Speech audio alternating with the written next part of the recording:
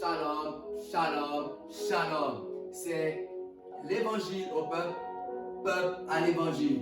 Je te bénis, toi qui viens de cliquer sur la vidéo. Je te bénis, toi qui viens de rentrer, au nom de Jésus. Je viens de dire à une personne, à quelqu'un, que c'est Jésus-Christ qui est Seigneur. C'est Jésus-Christ qui est Dieu. Il n'y a point d'autre Dieu dans les cieux, sous la terre et sous la terre et sous la terre. Un seul nom, seulement un seul nom, Jésus de Nazareth. C'est l'évangile au peuple, peuple à l'évangile. Tu es bien, vous êtes bien sur ma chaîne YouTube LPPM TV. C'est l'évangile au peuple, peuple à l'évangile. Ici, c'est Jésus-Christ qui règne. C'est seulement son évangile qui règne. C'est seulement sa parole qui règne dans ma chaîne YouTube. C'est Jésus-Christ qui est Seigneur. Et sans plus tarder, je t'invite à ouvrir ta Bible dans le passage de Matthieu 27, 57 à 66. Matthieu 27, 57 à 66. Je laisse ce moment entre les mains du Seigneur. Père, je laisse ce moment entre tes mains. Que je diminue et que toi tu croisses. Parle à ton peuple. Parle à ton peuple, Père. Au nom de Jésus de Nazareth. Amen. Comme je venais de vous le dire, Matthieu 27, 57 à 66. C'est Jésus-Christ qui est Seigneur. Et je vais lire pour vous. Je vais lire pour vous au nom de Jésus. Le soir étant venu, arriva un homme riche d'Arimathée, nommé Joseph. Il se rendit vers Pilate et demanda le corps de Jésus. Et Pilate ordonna de le mettre. Joseph prit le corps, l'enveloppa dans le seul blanc et le déposait dans un sépulcre neuf qui s'était taillé dans le roc. Puis il roula une grande pierre à l'entrée du sépulcre et s'en alla. Marie de Magdala et l'autre Marie étaient là, assis vis-à-vis du sépulcre. Verset 62. Le lendemain, qui était le jour après la présentation, les principaux sacrificateurs et les pharisiens allèrent ensemble auprès de Pilate et dirent: Seigneur, nous nous souvenons que cet imposteur a dit, quand il vivait encore, après 3 jours, je ressusciterai. Verset 64. Ordonne donc que le sépulcre soit gardé jusqu'au 3e jour, afin que ses disciples ne viennent pas dérober le corps et dire au peuple: il est ressuscité des morts.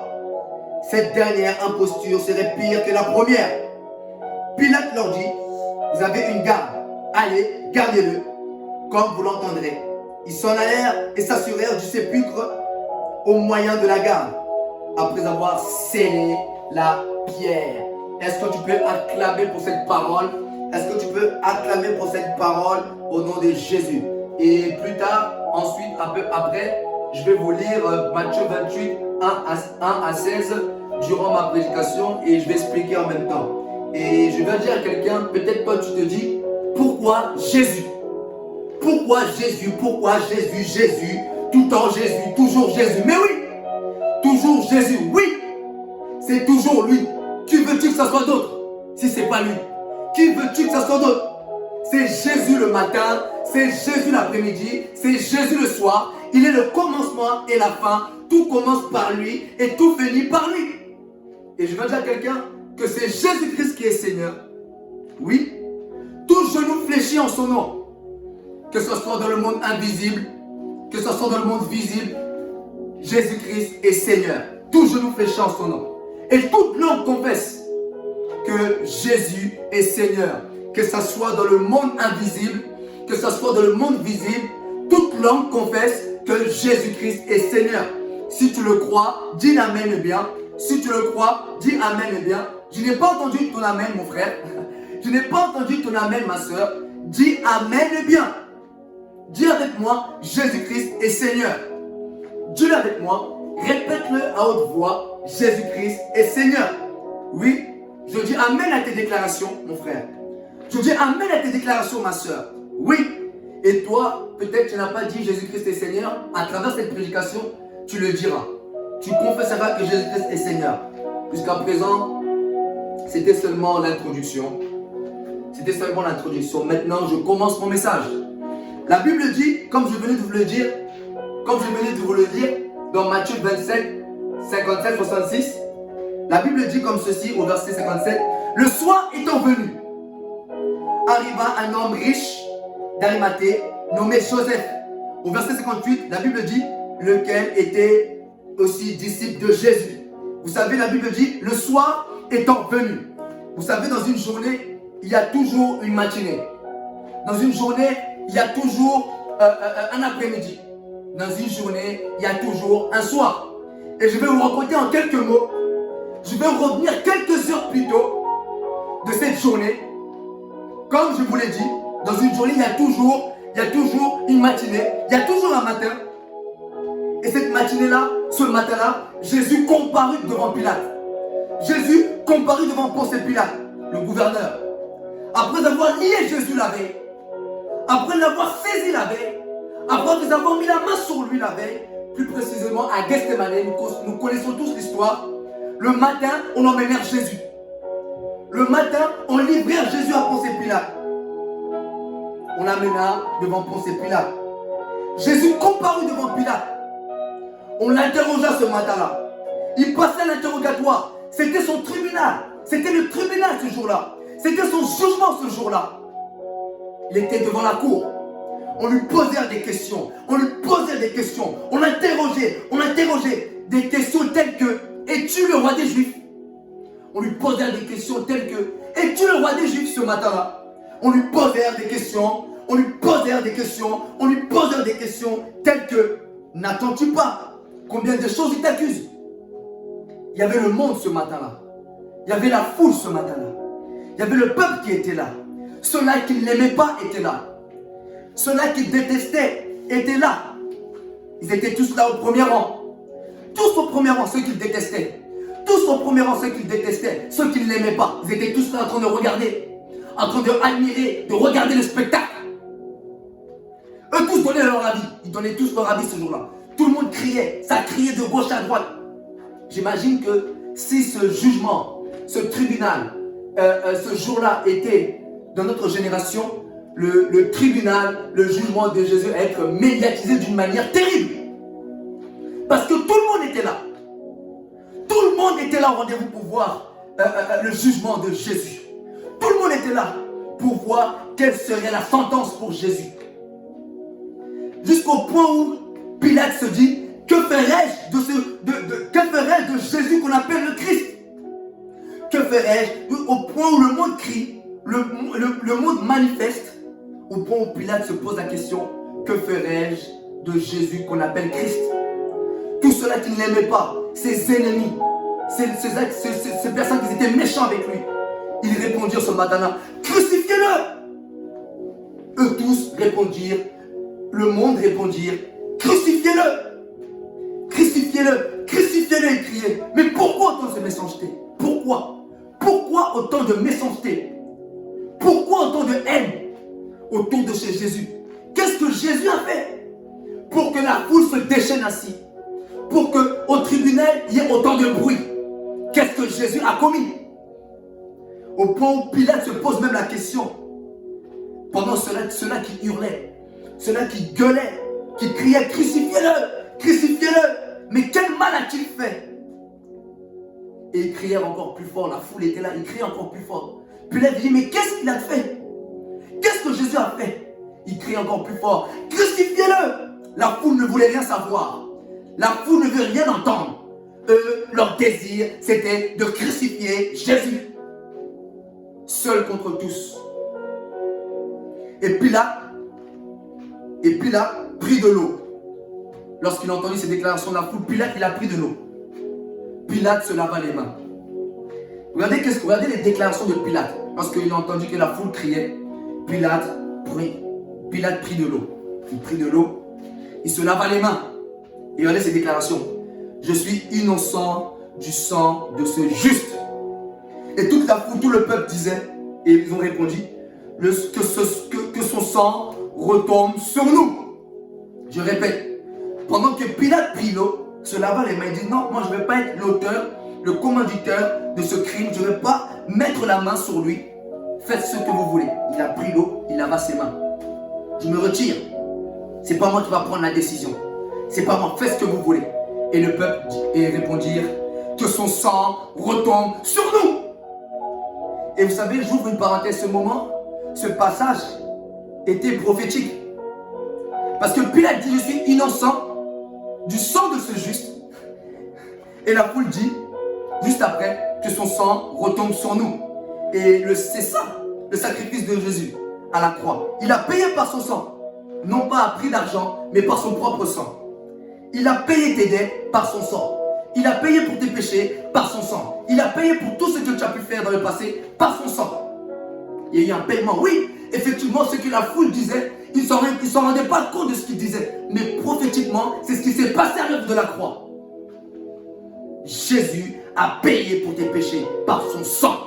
Jésus t'a racheté par son sang. Et oui, le sang de Jésus a coulé pour ta vie. Oui, le sang de Jésus a coulé pour ta famille. Oui, le sang de Jésus a coulé pour tes enfants. Oui, la foule, ils disaient cela ils ne savaient même pas qu'ils ne parlaient pas d'eux-mêmes. Et c'est ce qui s'est passé à l'œuvre de la croix. Le sang de Jésus nous a rachetés à l'œuvre de la croix. Le sang de Jésus nous a justifiés à la croix. Et bientôt on parlera de la puissance. Je vous parlerai de la puissance du sang de Jésus. Je vais vous enseigner le mystère, la puissance du sang de Jésus. Parce que c'était prophétique. Ce moment-là, c'était vraiment prophétique. C'était vraiment prophétique. Parce que ce qu'ils ont dit, c'est ce qui est arrivé juste après. Après cela, toujours dans la matinée, on lui ôtait ses vêtements. On le couvrit d'un manteau d'écarlate. On lui tressait une couronne d'épines ce matin-là. On lui mit sur la tête. Remplie d'épines cette couronne. L'humiliation venait de commencer. La honte venait de commencer. Les moqueries venaient de commencer. Ce matin-là, on lui disait, salut roi des Juifs. On se moquait de lui. On commençait à le frapper de droite à gauche. On commençait à le cracher dessus de droite à gauche. Et on l'amenait pour le crucifier. Et c'est là Ésaïe nous dit dans Ésaïe 53, le prophète Ésaïe nous a dit, frappé de Dieu, humilié. C'est ce qui s'est passé ce matin-là. Ésaïe nous dit, mais il était blessé pour nos péchés. C'est ce qui s'est passé ce soir-là, ce matin-là. Ésaïe nous dit, brisé pour nos iniquités. C'est ce qui s'est passé ce matin-là. Ésaïe dit encore, le châtiment qui nous donne la paix est tombé sur lui. C'est ce qui s'est passé ce matin-là. Et même Ésaïe, il va même encore plus loin dans ses déclarations. Il va même plus en profondeur. Il dit, semblable à un agneau qu'on mène à la boucherie. C'est ce qui s'est passé ce matin-là. À une brebis muette devant ceux qui l'attendent, devant tout cela. Et il n'a point ouvert la bouche. C'est ce qui s'est passé ce matin-là. Jésus n'a point ouvert la bouche quand on le frappait. Jésus n'a pas ouvert la bouche quand on le crachait dessus. Jésus-Christ n'a pas ouvert la bouche quand on lui ôtait ses vêtements. Jésus-Christ n'a pas ouvert la bouche quand on le crachait, on l'humiliait, on se moquait de lui. C'est ce qui s'est passé ce matin-là. Il n'a pas ouvert la bouche. Malgré les coups, malgré les crachats, malgré l'humiliation, mais il n'a pas ouvert la bouche. La honte était là. L'humiliation était là aux yeux de tous. Mais il n'a pas ouvert la bouche. Pourquoi? Tout ça à cause de toi. À cause de tes péchés. Dieu a livré Jésus à ta place ce matin-là. Dieu a donné Jésus ce matin-là, à ta place. Le sacrifice commençait. Le processus du sacrifice commençait. Et le sacrifice ne s'arrêtait pas seulement au tribunal. Le processus du sacrifice ne s'arrêtait pas seulement au tribunal. Il ne s'arrêtait pas seulement à la cour. Il restait la croix. Dis avec moi, la croix. Dis avec moi, la croix. Et comme je vous l'ai dit au début, il y a toujours une journée, un matin et un après-midi, n'est-ce pas? Maintenant, je vais vous parler de l'après-midi. Après le matin, maintenant l'après-midi. Là où on a mené à crucifier Jésus. Si tu es béni, dis avec moi, Amen. Je sais, c'est Jésus-Christ qui est Seigneur. C'est Jésus. Et cet après-midi-là, ils sortent de la cour du tribunal. La sentence est tombée. La décision a été prise ce jour-là, ce matin, cet après-midi-là. Jésus doit être crucifié. La foule était là. Ceux-là qui n'avaient pas pu accéder à la cour, maintenant le voyaient. Ceux-là, parce qu'ils n'avaient pas pu accéder à la cour à cause du monde, maintenant ils voyaient sortir Jésus aller vers sa destinée, qui est la croix. Le monde entier le voyait à ce moment-là. Le soi-disant roi des Juifs, celui qui a fait des miracles, celui qui a changé l'eau en vin, celui qui a ressuscité Lazare d'entre les morts, celui qui a guéri les boiteux de naissance, celui qui a guéri les aveugles de naissance, celui qui a multiplié les pains, 4-5 000, pour 4-5 000 personnes, qui au départ n'avaient que 5 pains, qui guérit les lépreux, les 10 lépreux, chasser des démons, chasser des esprits, délivrer le fou de Gadara, celui qui a pardonné la prostituée, lorsque tout le monde voulait la lapider, celui qui a donné de l'eau à ceux qui avaient soif, des miracles, des témoignages, de la gloire. Maintenant, son heure, cet homme, son heure était arrivée. De la gloire à l'humiliation, de la gloire à la honte. Le monde a vu cela. Tout le monde a vu cela. Vous savez, si cette scène se passait aujourd'hui, par exemple, avec un pasteur ou un homme de Dieu qui parle de l'élévation à la terre ou de l'élévation à la chute, beaucoup diront qu'il a touché les fétiches. Beaucoup diront qu'il a touché à la magie. Voilà la fin. Comme on dit chez nous au Congo, à Simbakis, il a touché les fétiches. Vous avez vu son ministère? Il nous cachait beaucoup de choses en fait. Non, non, non. Jésus n'avait pas touché les fétiches. Jésus n'avait pas fait la magie. Pourtant, on le traitait de Belzéboul. Pourtant, on le traitait de magicien.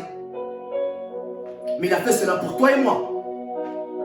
Je veux dire à quelqu'un, ne juge pas celui qui passe par des moments difficiles. Tu ne connais pas son histoire avec Dieu. Tu ne connais pas son histoire avec Dieu. Tu ne connais pas. Ne critique pas l'homme de Dieu. Tu ne sais pas par quoi il passe. Tu ne sais pas qu'est-ce qu'il vit dans le secret. N'associe pas sa chute au fétiche. Non, au contraire, aide-le, prie pour lui. Soutiens-le. Et cet après-midi-là, Jésus a été soutenu par un homme qui s'appelle Simon, le seul qui a eu l'initiative d'aider Jésus à porter sa croix. Pendant que tout le monde le lapidait, pendant que tout le monde l'injuriait, Simon a été un ange pour Jésus. Pardon, Simon a été un compagnon pour Jésus. Jésus avait mal, la douleur était là, on venait le frapper, le dépouiller, le fouetter, plus la couronne d'épines, il n'avait plus de force. Il n'avait plus de force pour porter sa croix, Jésus. Mais pendant cette épreuve, il y a eu un homme qui l'a aidé à atteindre sa destinée. Simon. Simon a fait le travail d'un ange. Simon a fait le travail d'un compagnon. Au lieu de juger ton frère, au lieu de juger ta soeur, sois un compagnon pour elle. Sois un compagnon pour lui. Peux-tu l'aider dans cette épreuve qu'il vit? Au lieu de critiquer, sois comme Simon. Aide-le dans l'épreuve qu'il passe. Peux-tu aider ton frère qui souffre? Peux-tu être un compagnon, un ange pour celui qui est dans le chaos? Peux-tu être un ange, un compagnon? N'enfonce pas celui qui vit dans l'humiliation. Ne l'enfonce pas de celui qui vit dans le chaos, mais aide-le. Prie pour lui. Si tu es d'accord, dis Amen. Si tu es d'accord, dis Amen. Je sais qu'au fond de ton âme, même si tu n'as pas dit Amen, je sais que tu es d'accord. Amen. Jésus porte sa croix cet après-midi-là. Simon à ses côtés qui l'aidait à porter sa croix. Ils sont arrivés au lieu qui se nomme Golgotha. La chaleur était là. Le soleil était là. Le soleil était à son zénith. Frappé. Le soleil frappait sur Jésus. En plus de la couronne d'épines qu'on avait mise sur sa tête. Donc double douleur. La chaleur était là. Le corps était rempli de sang, de plaies, de fouet, de sueur. Double chaleur, double douleur pour Jésus. Je veux que tu puisses réaliser la douleur que Jésus a vécue. De la cour jusqu'à Golgotha. Je veux que tu puisses réaliser, je te laisse 10-15 secondes pour réaliser la douleur que Jésus a vécue pour toi. La souffrance que Jésus a a eu? N'as-tu pas compassion? N'es-tu pas reconnaissant de ce que Jésus a accompli? Il a porté sa croix, il n'a pas abandonné à cause de tes péchés. Il voulait aller jusqu'au bout pour te sauver. Il te reste 5 secondes. Réalise. Réalise ce que Jésus a accompli pour toi. Et la Bible nous dit qu'il arriva au lieu du crâne, qui était en hauteur. Les jambes de Jésus étaient lourdes. Il avait soif, on lui donna à boire. Mais on lui donna à boire pas de manière clémente, avec violence. Tiens, toi tiens, on le méprise. On commence à le mépriser. Tiens, roi des Juifs, toi qui as soif, tiens. Au point où même la Bible nous dit Jésus, il goûtait, il n'avait même plus envie de boire. On était méchants avec lui. Méchants. Et on le metta sur la croix. Ses mains clouées, ses 2 mains clouées. On lui enfonça les clous pour tes péchés. À gauche, à droite, ses 2 pieds cloués. À cause de tes péchés, il est allé jusqu'au bout. On tira au sort sa tunique. On dépouilla ses vêtements. Pour ses adversaires, c'était devenu un jeu. On dépouilla ses vêtements. On dépouilla ses vêtements. Mais en faisant cela, il venait d'accomplir une prophétie. Ce que le prophète David nous avait dit. David avait dit, il se partage ses vêtements et ils ont tiré au sort ma tunique. C'est David qui avait prophétisé cela.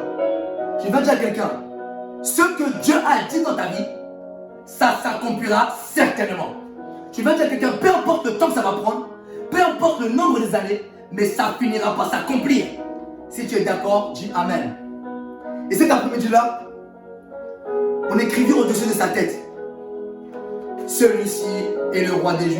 Mais ceux-là qui sont écrits au-dessus de sa tête, celui-ci est le roi des Juifs. Mais c'est ceux-là hier qui doutaient de lui. Ceux-là qui ont écrit, salut, celui-ci est le roi des Juifs. Mais c'est ceux-là qui ont douté, qui ont été incrédules à sa parole.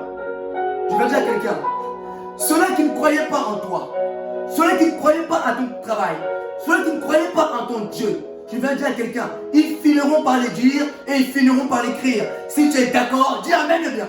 Si tu es d'accord avec ce que je dis, dis Amen et bien. Ceux-là qui ont écrit celui-ci est le roi des Juifs, c'est ceux-là hier qui doutaient lorsqu'il parlait devant les pharisiens. C'est ceux-là qui doutaient. S'il est qui lui? Je vais dire à quelqu'un, ceux-là qui doutent de ton travail, ceux-là qui doutent de ton ministère, ceux-là qui doutent de ce que Dieu a mis en toi, finiront par le dire et par croire à ton Dieu. Si tu es d'accord, dis Amen. Jésus crucifié au milieu de 2 brigands ce jour-là, cet après-midi-là, l'un à droite, l'un à sa gauche. Le monde le voyait. Les passants passaient et l'injuriaient. Ils commençaient à l'injurier, ils commençaient à remuer la tête. Ils commençaient à dire, toi qui détruis le temple et qui le rebâtis en 3 jours, sauve-toi toi-même. Toi qui dis de telles déclarations, il manquait des révélations. Ils ont manqué des révélations. Si tu es le Fils de Dieu, descends, on te regarde. On te regarde. Descends. Toi qui es le roi d'Israël, descends. L'humiliation. Les brigands qui étaient à côté, ils commençaient à l'insulter. Personne n'était là. On lui manquait de respect à cause de toi. À cause de tes péchés. Cet après-midi-là, il était cloué à la croix avec la souffrance, avec la chaleur qui tapait, la couronne d'épines qui était là, dépouillé, presque nu. Et Jésus-Christ est resté cloué comme ça, jusqu'au soir. Et c'est là où je vous ai raconté un passage de la matinée. Je vous ai ramené dans la matinée, je vous ai ramené dans l'après-midi. Maintenant, je vous ramène au soir. Et le soir, les ténèbres ont envahi la terre. Le noir est entré. L'atmosphère a changé. L'ambiance a changé. La température a changé. Le vent commence à souffler. La chair de poule, le vent. Jésus s'écria d'une voix forte. Eli, Eli, sabachthani. Eli, Eli, sabachthani. Vous savez qu'est-ce que cela veut dire? Eli, Eli, sabachthani. Pourquoi, mon Dieu, pourquoi m'as-tu abandonné? Pourquoi m'as-tu abandonné? Au milieu de la souffrance, au milieu de la douleur, Eli, Eli, sabachthani. Mon Dieu, pourquoi m'as-tu abandonné? Et peut-être toi aussi tu passes par une phase où tu te dis, Seigneur, pourquoi m'as-tu abandonné? Tu passes peut-être par une phase où tu dis, mais Seigneur, pourquoi m'as-tu abandonné? Dans cette épreuve que je passe, tu te dis peut-être, pourquoi m'as-tu abandonné? Dans cette épreuve, je ne connais pas ta vie. Je viens de dire à quelqu'un, tu sais pourquoi Dieu a abandonné Jésus à la croix? Tu sais pourquoi Dieu s'est retiré de Jésus? À cause de ton péché. À cause du péché de l'humanité. À ce moment-là, Jésus portait les péchés les plus sales. L'homosexualité, il a porté. L'impudicité, la maladie, le mensonge, la fornication, la masturbation, le mensonge, la malédiction, la souffrance, les liens familiaux. Il les a tous portés ce jour-là. Il portait tous ses péchés. Tous ses péchés sur un seul homme. Mais il a fait avec amour. Avec amour, il a porté ton péché. Dieu a quitté l'humanité à ce moment-là. Lorsque Jésus a dit, Élie, Élie sabachthani, pourquoi m'as-tu abandonné? Dieu a quitté l'humanité à ce moment-là. Jésus, à ce moment-là, il s'est fait serpent d'airain. Le serpent représente le péché. Le serpent représente l'iniquité. Le serpent représente le mal. Le serpent d'airain est le symbole de la crucifixion. C'est pourquoi Jésus a dit dans Jean 3, 14, 15, vous pouvez le lire. Et comme Moïse éleva le serpent d'airain dans le désert, il faut que de même que le Fils de l'homme soit élevé, afin que quiconque croit en lui ait la vie éternelle. Le serpent d'airain que Moïse a élevé dans le désert représentait Jésus-Christ ce soir-là. Jésus était le serpent d'airain à la croix, à cause de ton péché, à cause de mes péchés. Et tout le monde fixait le regard sur Jésus ce jour-là, ce soir-là. Le monde entier, toutes les religions, tous étaient réunis ce soir-là. L'humanité était réunie. Tous avaient le regard fixé sur Jésus. Tous. Ils regardaient le spectacle. Toutes les religions, toutes les origines fixaient leur regard vers Jésus. Qu'est-ce que symbolise ce moment-là? Le peuple entier, toutes les religions, toutes les origines, peu importe, étaient tous réunis à ce moment-là. Mais que veut dire? Que symbolise ce moment-là? Que symbolise ce moment-là? Ils avaient tous le regard fixé vers Jésus, qui était élevé à la croix, le serpent d'airain. Ils avaient tous le regard fixé vers le chemin qui mène à Dieu. Ils avaient tous le regard fixé vers la vérité qui mène à Dieu. Ils avaient tous les yeux fixés vers la vie qui mène à Dieu. C'est pourquoi Jésus a dit, je suis le chemin, la vérité et la vie. Nul vient qu'au Père que par lui. Tu veux être sauvé? Fixe ton regard vers Jésus. Il n'y avait plus de religion ce soir-là. Il n'y avait plus de religion. La religion était abolie. Le tribalisme aboli. Tous un, tous coupables devant Dieu, tous égaux devant Dieu. Tous pareils. Et c'est pourquoi Paul a dit dans Galates 3, 28, il n'y a plus ni juif, ni grec, il n'y a ni esclave, ni libre, il n'y a ni homme, ni femme, car tous vous êtes un en Jésus-Christ. Fini la division, fini les prophètes qui sont venus avec les lois. Maintenant, c'est la grâce. Place à la grâce. Dis avec moi, la grâce. Nous sommes sauvés par sa grâce, au moyen de la foi. Si tu le crois, dis Amen. Fixe tes regards vers Jésus. Si tu veux être sauvé, fixe tes regards vers Jésus, qui s'est fait serpent d'airain pour toi. Fixe ton regard vers Jésus, qui s'est fait malédiction pour toi. Fixe ton regard vers Jésus. Le monde entier ce jour-là, Jésus-Christ était élevé, le seul qui était élevé sur la croix. Le monde, l'humanité était à terre et tout le monde fixait le regard sur lui. Le monde entier, toutes les origines, les religions, les musulmans, les bouddhistes, tout le monde, regardez Jésus. Regardez Jésus. Pour dire quoi? C'est lui. C'est lui. C'est lui. C'est lui le chemin. C'est lui la vérité. C'est lui la vie. C'est lui notre sauveur. C'est lui. Tu veux le pardon? C'est la croix. Tu veux la liberté? C'est la croix. Tu veux la délivrance? C'est la croix. Tu veux la vie éternelle? C'est la croix. Tu veux être justifié? Va à la croix. Tu veux être pardonné, racheté, lavé de tes péchés? Va à la croix. Tu veux que Dieu oublie ton passé? Va à la croix. Là-bas, c'est la croix. Tu veux que Dieu oublie ton passé de voleur? Va à la croix. Tu veux que Dieu puisse oublier ton passé de magicien? Va à la croix. Tu veux que Dieu puisse oublier ton passé d'escroquerie? Va à la croix. Ton pardon est là-bas.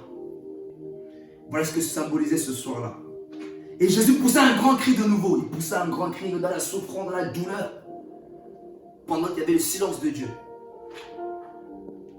Et la Bible dit, il rendit l'esprit. Jésus est mort sur la croix à cause de tes péchés, à cause de mes péchés. Et regardez les signes de la puissance de l'œuvre de la croix. Le voile du temple s'est déchiré. Depuis le haut jusqu'en bas, la terre commençait à trembler. Les rochers se fondirent.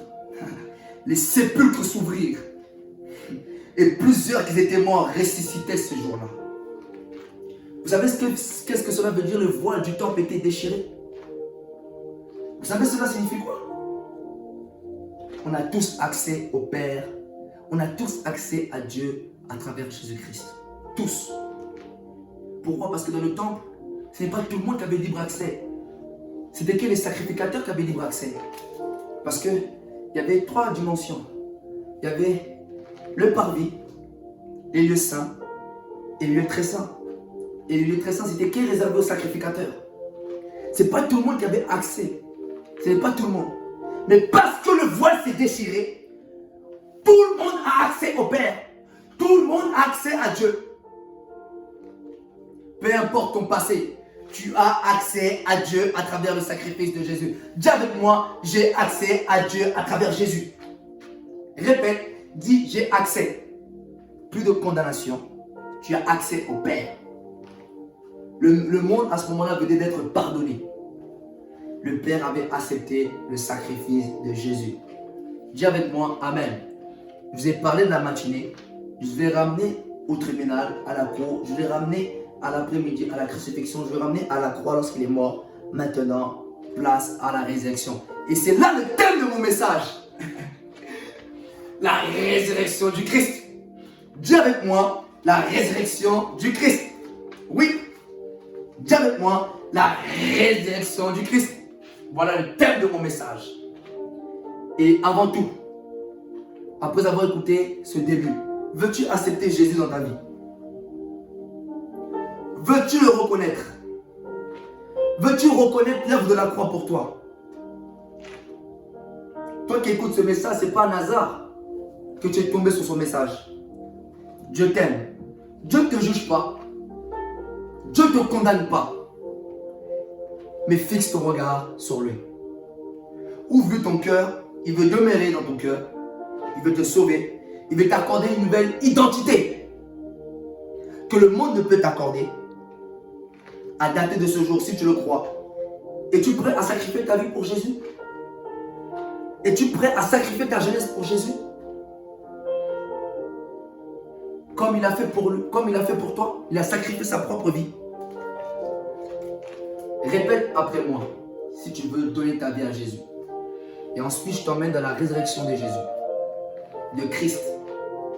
Seigneur Jésus, Seigneur Jésus, je viens à toi, tel que je suis.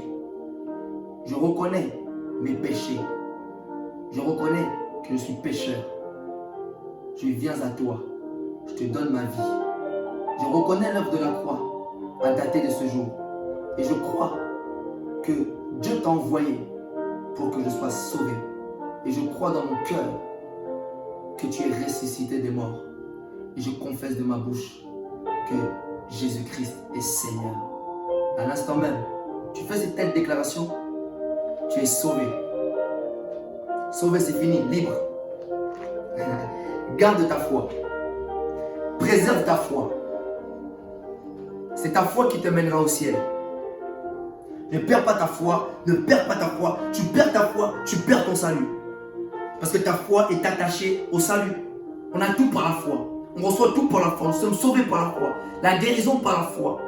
Le pardon par la foi. Tu vois comment la foi est importante? Alors préserve ta foi. Garde ta foi. Exerce ta foi. À dire régulièrement, je suis sauvé.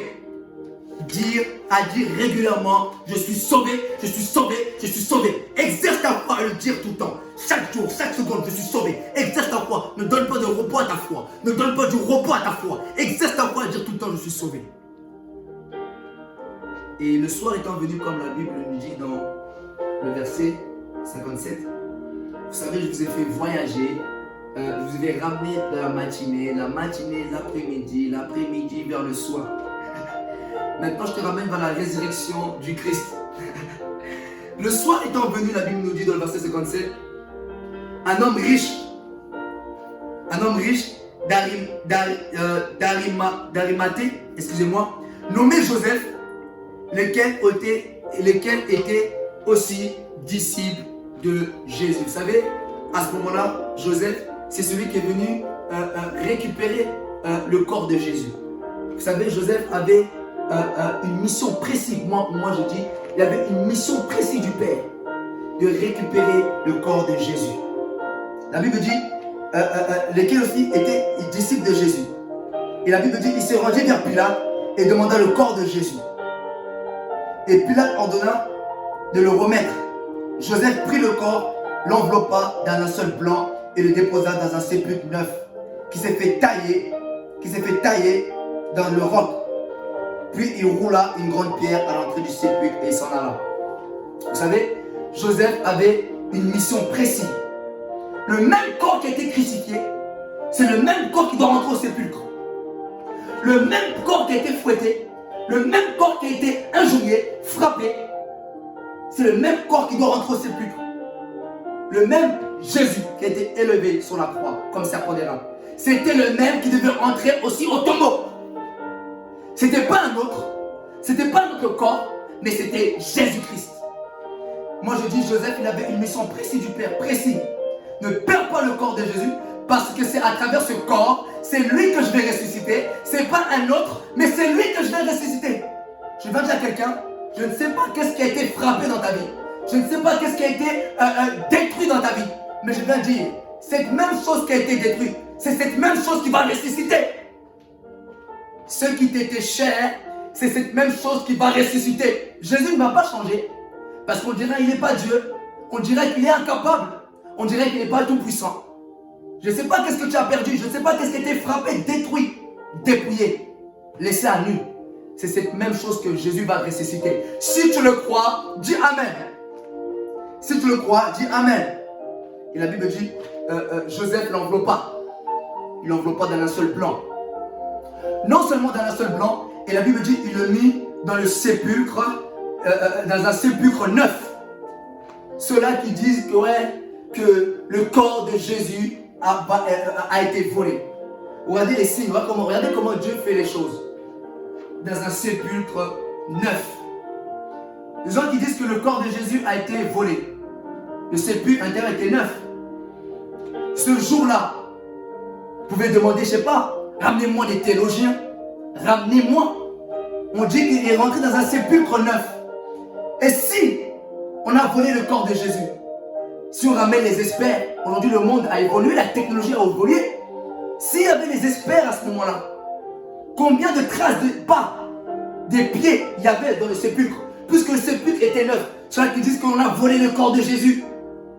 Mais regardez, le sépulcre était neuf. Est-ce qu'il y avait des traces de pas? Est-ce qu'il y avait des traces de boue pour qu'on puisse venir voler le corps de Jésus? Mensonge. Regardez comment Dieu confond. Ils l'ont mis dans un sépulcre neuf. Parce qu'ils savaient que ceux-là, lorsqu'il allait ressusciter, ils allaient dire qu'on a volé son corps. Mais regardez, c'est un sépulcre neuf. Est-ce qu'il y a des traces de pas debout? Il n'y a pas. Et la Bible dit on roula la pierre.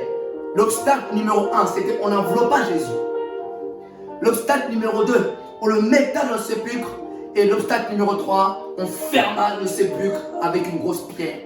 Je vais dire à quelqu'un, peu importe les obstacles qui sont là pour ta guérison, peu importe les obstacles qui sont là pour ta bénédiction, peu importe les obstacles, le nombre des obstacles, cela ne veut pas empêcher à Jésus de te ressusciter. Cela ne va pas empêcher Jésus d'agir. Si tu le crois, dis Amen le bien. Et la Bible dit au verset 61, Marie de Magdala et l'autre Marie étaient là assis vis-à-vis du sépulcre. Ils voyaient comment Joseph faisait. Et la Bible dit au verset 62, le lendemain, qui était le jour après la préparation, les principaux sacrificateurs et les pharisiens allèrent ensemble auprès de Pilate et dirent, Seigneur, nous nous souvenons que cet imposteur a dit, quand il vivait encore, après 3 jours, je ressusciterai. Ordonne donc que le sépulcre soit gardé jusqu'au 3e jour et que ses disciples ne viennent pas dérober le corps et dire au temple, il est ressuscité des morts. Regardez comment le diable, vous savez, cette image, ce verset, à ce moment-là, Jésus-Christ venait de récupérer les clés de le monde spirituel. Jésus-Christ venait de vaincre le diable à ce moment-là. Dans le monde spirituel, le diable venait d'être vaincu. Jésus-Christ est parti prêcher dans les abîmes. Il a récupéré ceux-là qui étaient morts sans lui. Il a récupéré, il a gagné les âmes. Il a récupéré les clés de la domination que le diable avait volée à l'humanité, à l'homme, au commencement. Et le diable dans la panique, parce qu'il savait que Jésus-Christ allait ressusciter à ce moment-là. Il savait qu'à ce moment-là, que Jésus-Christ allait ressusciter. Qu'est-ce que je dois faire? Regardez le diable comment il manigance. Il commençait à envoyer. Il commençait à envoyer ses agents. Il commençait à dire, allez voir Pilate. Et dire, Seigneur, nous nous souvenons de cet imposteur. Ceux-là qui doutaient lorsque Jésus-Christ prêchait, lorsque Jésus-Christ prêchait, il disait, je suis la vie. Ceux-là qui disaient, ces imposteurs, ils ne le croyaient pas ce jour-là. Mais la Bible dit, nous nous souvenons. Nous nous souvenons. La semence est entrée. Je vais dire à quelqu'un, le diable sait. Ce que Jésus a dit dans ta vie, ça s'accomplira. Les démons le savent. Ce que Jésus a dit dans ta vie, ça s'accomplira. Ce que Jésus a dit pour ta destinée, ça s'accomplira. Les démons le savent, le diable le sait. Et le diable commence à mettre en manigance son plan. Allez voir Ponce Pilate. De la panique, parce que là, dans le monde spirituel, il venait de perdre. Dans le monde spirituel, il venait d'être dépouillé. Le diable vaincu à genoux devant Jésus. Il commence à ordonner. Il veut empêcher la réalisation de Jésus. Malgré dans la défaite, mais il veut quand même tenter. Il veut tenter encore. Et la Bible dit, ordonne donc que le sépulcre soit gardé jusqu'au 3e jour, afin que ses disciples ne viennent pas dérober le corps et dire, il est resté des morts, cette dernière imposture serait pire que la première. Regarde comment le diable prépare sa manigance. Le diable savait que Jésus-Christ était sur le point de ressusciter. Il commence à mettre en place le mensonge. C'est lui le père du mensonge. Je vais dire à quelqu'un, le diable est menteur. Le diable est menteur. Dis avec moi, le diable est menteur. C'est un menteur. Quoi qu'il arrive, peu importe les complots qui sont en train de faire contre toi, peu importe les complots qui sont en train de monter contre toi, le diable est menteur. Cela ne va pas empêcher l'intervention de Jésus. Cela ne va pas empêcher la résurrection de Jésus. Non. Et la Bible dit, Pilate dit, vous avez une garde. Allez et gardez-le. Vous l'entendrez. Ils s'en allèrent et s'assurèrent du sépulcre au moins de la garde après avoir scellé la pierre. On parle d'une personne, c'est mystique, hein, c'est la première fois moi je vois une personne qui meurt. Une personne qui meurt, mais on lui envoie encore des gardes. C'est là qu'on voit que Jésus n'est pas comme tout le monde. Attention, attention, attention. Quand on dit Jésus-Christ est Seigneur, c'est qu'il est réellement Seigneur. Va voir, nous connaissons ceux-là qui sont morts. Allez voir s'il y a encore des gardes au tombeau. Allez voir. Allez voir. Mais pourquoi, lorsque Jésus était mort, on a mis des gardes? Il savait qu'il y avait quelque chose. Il savait qu'il y avait quelque chose. Il savait que cet homme n'est pas comme tout le monde. Il est mort, mais sa mort n'est pas comme tout le monde. C'est mystique. Je vais dire à quelqu'un, Jésus-Christ est très mystique. Le plus grand mystique de tous les mystiques. La définition du mystique, c'est Jésus-Christ. Et je vous ramène au verset 28. Au verset 28, 16. La Bible dit, après le sabbat, l'aube du premier jour de la semaine, Marie de Magdala et l'autre Marie allèrent voir le sépulcre. Elle pensait toujours que voir Jésus au sépulcre. Ces femmes étaient attachées à Jésus. Ces femmes-là étaient fortement attachées à Jésus. L'absence de Jésus les manquait. Où est leur maître? Attachés, ils allaient au sépulcre. Ils ont persévéré quand même, ils allaient. Ils pensaient toujours voir Jésus au sépulcre. Mais regardez ce que la Bible dit. Et voici un grand tremblement de terre. Un grand tremblement de terre. Je vais dire à quelqu'un, c'est pour ta délivrance. S'il faut que la nature tremble, s'il faut que les arbres bougent, s'il faut que le ciel s'ouvre pour que tu puisses sortir de cette situation, la nature le fera. La nature se mettra à l'exécution. Pour la sortie de Jésus, la terre a tremblé. Pour la sortie de Jésus, les arbres ont bougé. La terre commence à trembler. La résurrection du Christ. Jésus commençait à remonter les abîmes. Jésus-Christ commençait à remonter avec la victoire. Jésus-Christ commençait à remonter avec la clé. S'il faut que la terre tremble pour que tu sors, la terre va trembler. Si un jour tu sens qu'il y a du secousse, c'est que tu es sur le point de sortir. Il y a un grand tremblement de terre. La Bible dit car un ange du Seigneur descendu du ciel. Il va dire, cet ange aussi sera là pour toi.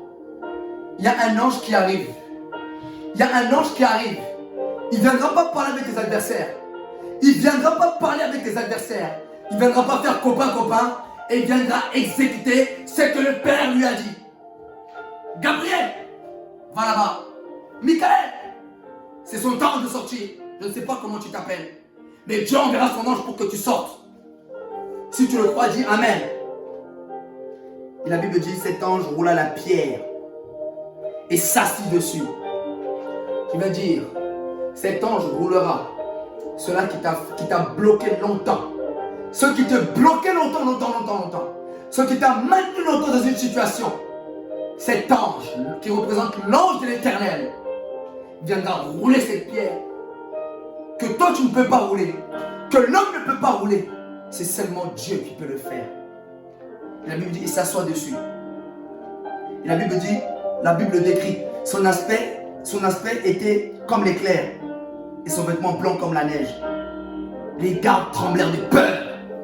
Ils commençaient à trembler ce jour-là. Ils n'ont rien compris. Ceux-là qui étaient venus avec les armes, ceux-là qui étaient venus avec tout cela, ils n'ont rien pu faire. J'imagine à quelqu'un, lorsque tu vois que les problèmes s'accumulent, lorsque tu vois que les obstacles viennent de plus en plus, ça annonce bientôt ta sortie. Pourquoi? Pour que la gloire de Dieu soit plus éclatante. La gloire de Dieu s'est manifestée à travers la résurrection de Jésus-Christ. Il y avait les gardes, les pierres étaient là, l'armée de Pilate était là. C'est ça qui a fait éclater la gloire de Dieu. Plus que tu vois les situations commencent, tu vois que tout semble être contre toi, c'est que dans le monde spirituel, la gloire de Dieu est en train d'arriver. C'est sur le chemin. Et tu verras ce que Dieu va faire. Si tu le crois, dis Amen. La Bible dit, l'ange prit la parole aux femmes. Pour vous, ne craignez pas. Pour vous, vous qui êtes attachés au Seigneur, pour vous qui êtes attachés à Jésus, ne craignez pas. Parce que je sais que vous cherchez Jésus qui a été crucifié. Qui a été crucifié. Il n'est point ici. C'est écrit noir sur blanc. Il n'est point ici. Il est ressuscité comme il avait dit. Je vais dire à quelqu'un, ce que Dieu avait dit dans ta vie, ça se fera comme il a dit. Ce que Dieu avait dit pour ton mariage, ça se fera tel qu'il a dit. Ce que Dieu avait dit pour ta vie, pour ta santé, ça se fera tel qu'il a dit. Tel qu'il a dit, ça se fera. Tel qu'il a dit pour tes enfants, ça se fera. Tel qu'il a dit pour tes finances, ça se fera. Tel qu'il a dit pour ton ministère, ça se fera. Tel qu'il a dit, ça s'accomplira tel qu'il a dit. Si tu le crois, dis Amen. Le tombeau est vide. Il n'est point ici. Il dit, venez. Venez. Le lieu où il était couché. Venez. Il commençait à inviter. Venez voir le lieu où il était couché. Et allez promptement dire aux disciples qu'il est ressuscité des morts. Des morts. Le seul. Ressuscité des morts et qui est vivant à présent. La résurrection du Christ. Et la Bible dit, et voici, il vous précède en Galilée.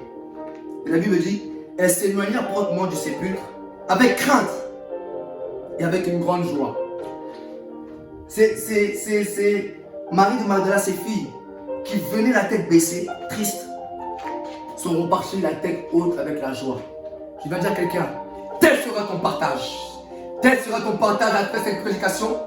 Tel sera ton partage cette année. Tel sera ton partage en cette année 2021. Si tu le crois, dis Amen. Elles coururent. Et pendant qu'elles s'en allaient, annoncer aux disciples, les disciples étaient enfermés dans la chambre haute.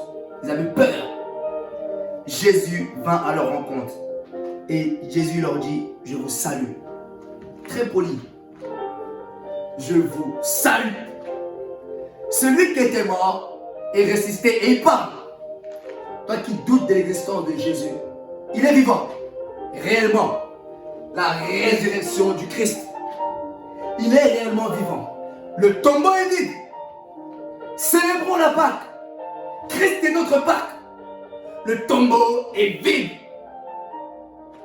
La Bible dit, et elles s'approchèrent de saisir par ses pieds. Elles se prosternèrent devant lui. Alors Jésus dit, mais ne craignez pas. Allez dire à mes frères de se rendre en Galilée, et c'est là qu'ils me verront. Et la Bible dit, pendant qu'elles étaient en chemin, elles entraient dans la ville annoncer aux principaux sacrificateurs ce qui était arrivé. Et la Bible dit, regardez au verset 12. Ceux-ci, après s'être assemblés avec les anciens avoir tenu conseil, donnèrent aux soldats une forte somme d'argent en disant, dites à ses disciples, dites, ces disciples sont venus de nuit le dérober pendant que nous dormions. Et si le gouverneur d'en prend, nous la peserons et nous vous tirerons de peine. Regarde le diable. Il sait qu'il est vaincu. Mais malgré sa défaite à la croix, malgré sa défaite au tombeau, malgré sa défaite sur la résurrection, il persiste encore. Il commence à dire, parce que l'ange et Jésus avait dit, allez dire à mes disciples que je suis ressuscité des morts. Et le diable, de son côté aussi, il prépare ses argents. Le diable commence à sortir de l'argent. Il commence à corrompre. Allez dire au monde que ses disciples sont venus de nuit et qui ont volé son corps. Je viens de dire à quelqu'un, est-ce que tu peux aller prêcher dans les rues que Jésus-Christ est vivant et ressuscité? Pendant que tu ne le fais pas, le diable lui propage le mensonge. Le diable propage l'incrédulité. Le diable propage le mensonge vis-à-vis de Jésus. Et toi, chrétien, que fais-tu? Pendant que nous dormions à la maison, pendant que tu dors à la maison, pendant que tu fais rien à la maison, le diable aussi prépare ses mensonges. C'est pourquoi d'autres ne croient pas à l'existence de Jésus. C'est pourquoi d'autres ne croient pas en Jésus. Parce que le diable a déjà semé une parole. Mais je vais dire à quelqu'un, même si le diable a semé, vous savez, on est arrivé à un temps où il faut la démonstration. On est au temps de la démonstration. La Bible dit, l'évangile se montre pas comme parole, mais en démonstration et en puissance. Nous sommes au temps de la démonstration. S'ils n'arrivent pas à croire par la parole, il faut démontrer. S'ils n'arrivent pas à croire par la parole, il faut démontrer que ton Créateur, Jésus-Christ, il est ressuscité. Parce que le diable propage par la parole. Et ceux-là que tu vas prêcher, Jésus-Christ, peut-être ils ne vont pas croire. Maintenant, on est au temps de démonstration. Il faut démontrer que Christ est réellement ressuscité. Comment? Par des miracles. Ramène-moi ton cancer. Ramène-moi ta maladie. Ramène-moi ton problème. Et je vais prier. Et tu verras si tu ne vas pas guérir. Et tu verras si Christ n'est pas ressuscité. Nous sommes au temps de la démonstration. Nous sommes au temps de la puissance. De démontrer Christ. De démontrer que le tombeau est vide. De démontrer que Christ est réellement vivant. Que Christ est réellement le Tout-Puissant. Si le diable propage au monde par la parole et que nous, lorsque nous allons prêcher, le monde n'arrive pas à croire les miracles. Pas les miracles pour se glorifier, mais les miracles qui glorifient Dieu et qui ramènent les cœurs à Dieu et à la conversion. Pour moi, c'est ça le miracle. Un miracle, c'est lorsque tu opères un miracle et que la personne guérit et qu'elle donne sa vie à Jésus-Christ après et qu'elle confesse que Jésus-Christ est Seigneur. Voilà, c'est ces miracles-là qui ne seront pas comptés à Dieu parce qu'il y a une conversion derrière. Et la Bible dit, Jésus étant s'approcher et parla ainsi en Galilée, tout pouvoir m'a été donné dans le ciel et sur la terre. Il a récupéré les clés. Le diable est dépouillé. Le diable est vaincu. Il n'a plus le pouvoir sur toi. Il n'a plus le pouvoir sur ta famille. Il n'a plus le pouvoir sur ton frère, sur ta soeur. Il n'a plus le pouvoir sur ton mariage. Il n'a plus le pouvoir sur tes finances. Il n'a plus le pouvoir sur ta santé. Il n'a plus le pouvoir sur tes pensées. Il n'a plus le pouvoir dans ton cœur. C'est fini. Christ a récupéré la clé de la domination. Seulement en Christ. Seulement en Christ. Et Jésus dit quoi au verset 19? Allez, faites de toutes les nations des disciples, les baptisant au nom du Père, du Fils et du Saint-Esprit, et enseignez-leur à observer ce que je vous ai prescrit.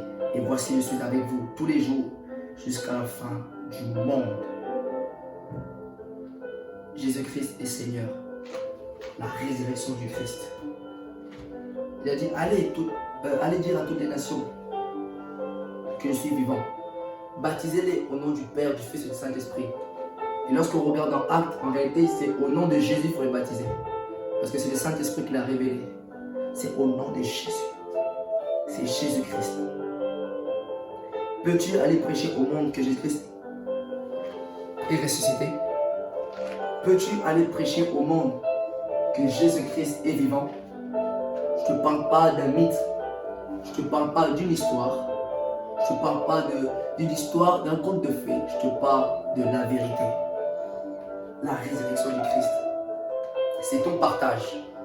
C'est mon partage. C'est ta victoire, c'est ma victoire. Plus question de condamnation. Plus question d'être sous la main de l'ennemi. Nous sommes ressuscités avec lui. Et nous sommes assis à la droite du Père avec lui. Tu sais, lorsque tu écoutes ce message, cette semence entre dans ta vie. Si tu es disposé, tu verras le changement. Tu verras. Je suis le fruit de la grâce que Dieu a changé ma vie. Il m'a pardonné. Il m'a sauvé. Et si tu veux que ce soit ton partage, accepte-le dans ta vie. Et tu expérimenteras Jésus, le ressuscité. Je viens prier pour toi, Père. Je prie pour ton peuple qui va écouter ces paroles. Seigneur, démontre que tu es ressuscité. À ceux-là qui ne croyaient pas, à ceux-là qui veulent te voir réellement, démontre-leur que tu es ressuscité. Je bénis ton peuple. Je bénis ceux qui ont écouté ce message, qu'ils soient réellement bénis et que leur vie soit transformée et qu'ils puissent voir que tu es ressuscité. Nous sommes au temps de la démonstration. Démontre-le que tu es le Tout-Puissant. Au nom de Jésus. Amen. C'était l'évangile au peuple. Peuple à l'évangile. Vous êtes bien sur ma chaîne YouTube LPPL TV. Et que mon Jésus vous bénisse. Au nom de Jésus-Christ de Nazareth. Amen.